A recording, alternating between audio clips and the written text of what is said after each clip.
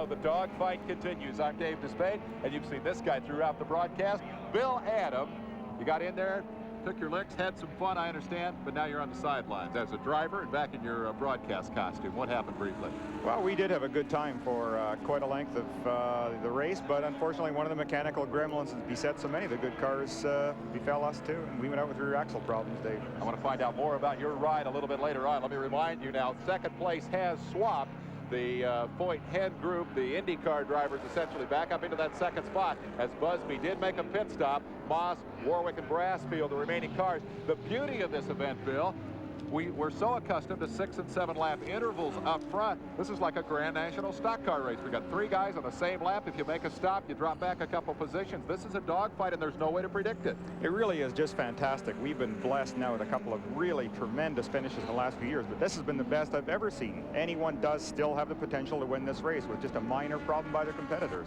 One of the things we'd like to do, and we've done it periodically throughout the broadcast, we have a little different look at it right now, is put you inside one of the front-running cars. The BFG car of Jim Busby has carried our onboard camera, and it's performed magnificently throughout this race. It's given you some great pictures. Jim, climb in that car right now. I want you to take me for a quick lap around this place, or at least a portion of a lap with a slightly different view this time, Bill. From a driving standpoint, I'm down the back straight right now, well over 200 miles an hour, hard into third gear as I go through the chicane, flat to the floor, gentle off the gas and ease into the right, back to the floor again to a left onto the banking. Up through fourth gear, which will stretch you to almost 175 miles an hour, into fifth, using all 800 horsepower that the car can give. One of the things that's happened here, all this jostling and mechanical beating that everybody else has suffered, that camera is a little cockeyed now from what we saw earlier. How does that relate to what you see when you're sitting in the driver's seat? Well, I think something very important here that maybe the viewers aren't aware of is just the vibration that's evident inside a race car. You can watch the driver's helmet here taking a real beating. What this does is just literally to beat you to death during a race, and you get out your black and blue and really physically tired. We see how close the car comes to the guardrail, how close it comes to the wall up on the banking from this angle. Are you aware of that? Do you use that outside retainer as a landmark and drive as close to it as you need to? Yes, you can use it for a couple of different things. One, to keep track of exactly where you are on the circuit and how much track you have to use. You want to try and straighten out the corners as much as possible and thereby give the car a little extra room to slide as you come to the exit of a corner. And when you misjudge it a little bit, you end up like so many of the cars that we've seen throughout this event. Definitely. The team car to this machine that we're watching from the onboard camera slammed into the guardrail when the driver of that machine, Jan Lammers, found himself with no brakes, and that's got to be a scary kind of a moment. Oh, and it was just terrifying. It only takes a moment's lapse in your concentration for something like this to happen. One of the things we noticed from this view is empty grandstands here, and it's important, I think, to note that the crowd for this race are die-hard road racing fans. And where are they, Bill? They're out there in the corners, aren't they? Road racers sit in the infield. They love to watch the action down low. Do you see them when you're driving the race? Are you aware of the people who line this racetrack by the thousands? Yes, you are aware of them, but it's something that's not really critical to what you're doing at the moment. So you kind of file that away, and you sometimes remember certain incidents after race is over. But while it's going on, you really don't pay attention to them. And some of them don't seem to be paying the least attention to what's going on out there. After 24 hours, of course, the diehards are all here, but in addition to being a great race, it's also a great party. The third place car now carrying our onboard camera, and Jim Busby could yet win this race because we have this tremendous battle that is raging here as 3 cars charge toward the finish line in the waning moments of this 24 hours of Daytona. It's been a fascinating weekend, but for all of us here in Daytona, indeed for all of us throughout America, there is another aspect of this weekend in Florida. Ken Squire will take a look at that. We have perfect skies. We have a perfect race. We have 3 cars running the lead lap. Those dramatic pictures from Jim Busby's car, the number 67, as he took us around the course. It is a happening. It is a festival atmosphere always as we kick off Speed Weeks at Daytona. But no one in this bright, festive atmosphere can shake off the grayness that settled in after Challenger was viewed from the Speedway heading down range on its final flight. There was a unique kinship developed between the Daytona racers and many of the astronauts over the years.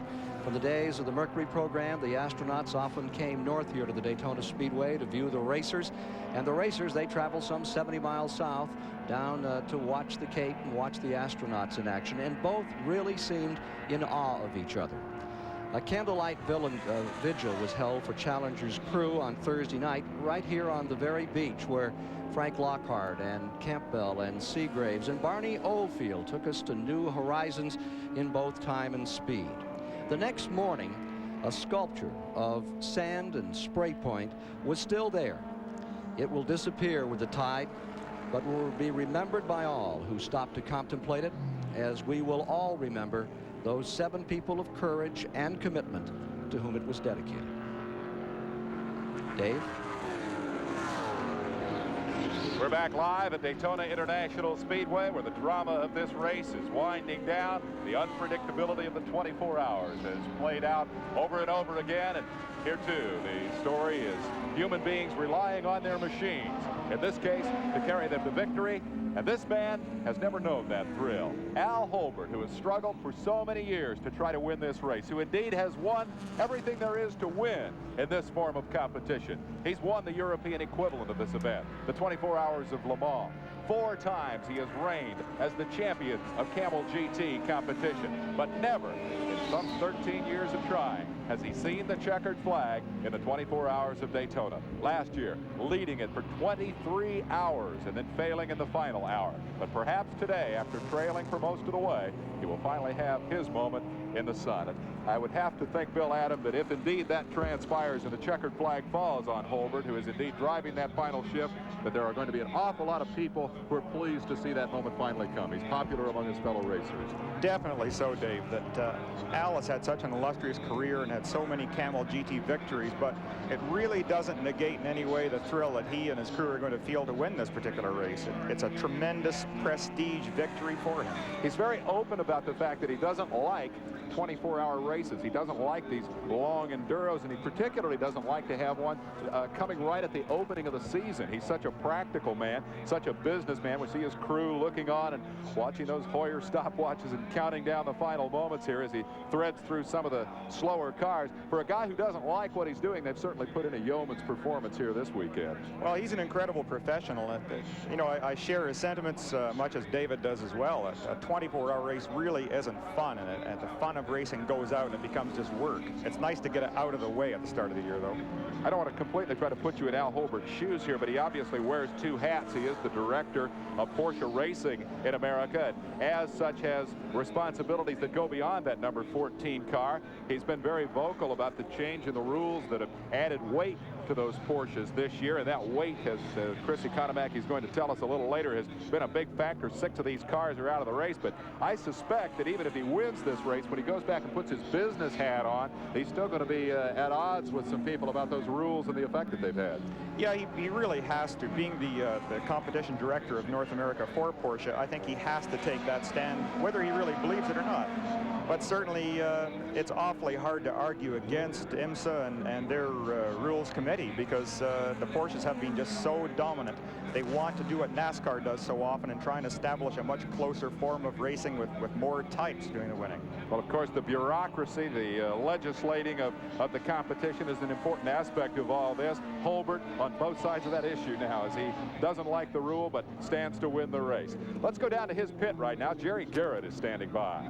Well, Dave, we heard an ominous noise a few minutes ago from the number 67 car, one of the 3 cars that's contending for the lead in this race. Apparently, he's got a broken header, broken head gasket, something like that. It's going to interfere with his ability to catch up and try and get A.J. Foyt for second place or contend for the lead.